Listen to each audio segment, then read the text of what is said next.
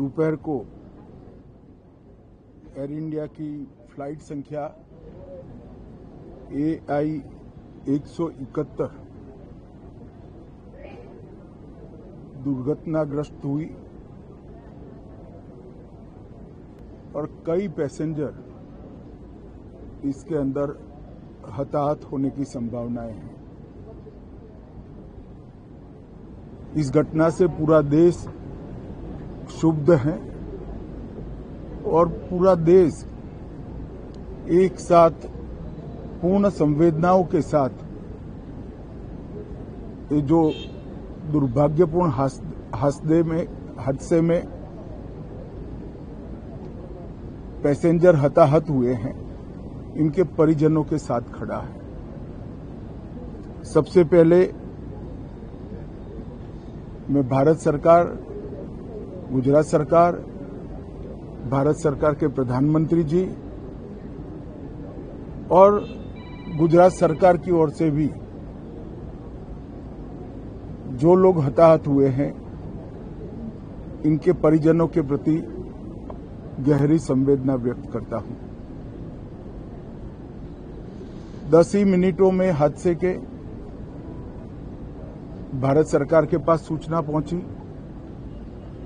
तुरंत ही मैंने मुख्यमंत्री जी, यहां के गृह मंत्री, होम डिपार्टमेंट के control room, civil aviation department, civil aviation मंत्री, सभी से संपर्क किया। प्रधानमंत्री जी का भी तुरंत ही फोन आ गया और भारत सरकार और गुजरात सरकार के सभी डिपार्टमेंट एक साथ होकर राहत और बचाव कार्य में लगे। इस विमान में कुल मिलाकर 230 यात्री देश के और विदेश के और 12 क्रू मेंबर सवार थे। इसमें से एक यात्री का बचने का अच्छा समाचार मिला है, मैं उनको मिलकर आया हूं। मृत्यु का आंकड़ा तो DNA परीक्षण और यात्रियों की पहचान के बाद ही अथॉरिटी अधिकृत रूप से घोषित करेगी, मगर जो यात्री बचा है उसको मैं मिलकर आया हूं। घटना के तुरंत बाद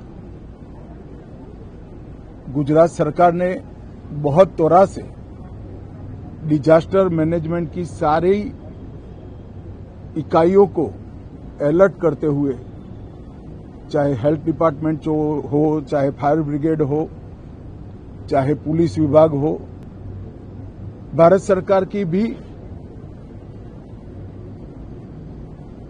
CAPF को संपर्क कर सभी ने एक साथ मिलकर राहत और बचाव का कार्य चालू किया।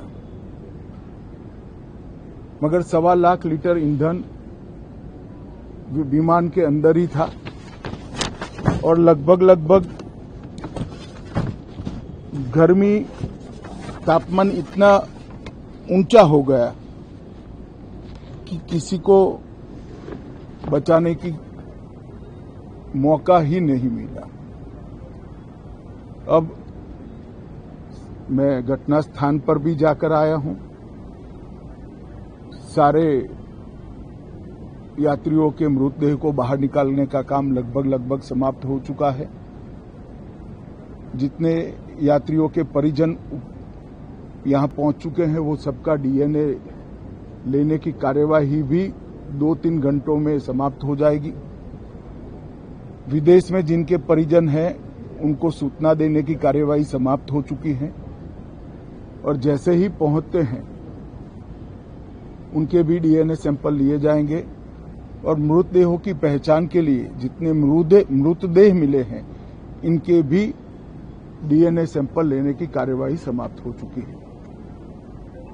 गुजरात में ही लगभग 1000 के आसपास DNA टेस्ट करने पड़ेंगे। ये सभी टेस्ट करने की क्षमता गुजरात में विकसित है तो डीएनए टेस्टिंग के लिए कहीं गुजरात के बाहर जाने की जरूरत नहीं पड़ेगी। गुजरात की एफएसएल और नेशनल फॉरेंसिक साइंस यूनिवर्सिटी दोनों मिलकर कम से कम समय में डीएनए का परीक्षण पूरा करने के बाद परिवारजनों को अपना परिजन का मृतदेह सौंपने का काम करेंगे। उनके रहने की सुविधा, उनकी सांत्वना की सुविधा, जिनको मेडिकल प्रॉब्लम ट्रॉमा के कारण हुए, इनकी मेडिकल की सुविधा, ये सारी व्यवस्था बहुत सुचारू रूप से हो चुकी है। अभी रिव्यू मीटिंग में सारी व्यवस्थाओं को हम सब मंत्रियों ने साथ में मिलकर देखा है। एविएशन डिपार्टमेंट ने अपनी जांच शुरू कर दी है और जांच तेजी से आगे बढ़े, इसके लिए भी एविएशन मंत्री जी ने सूचनाएं दी है। मैं फिर से एक बार राहत काम में जिन जिन एजेंसियों ने त्वरा के साथ बचाव और राहत का काम किया, वो सभी का धन्यवाद करना चाहता हूं।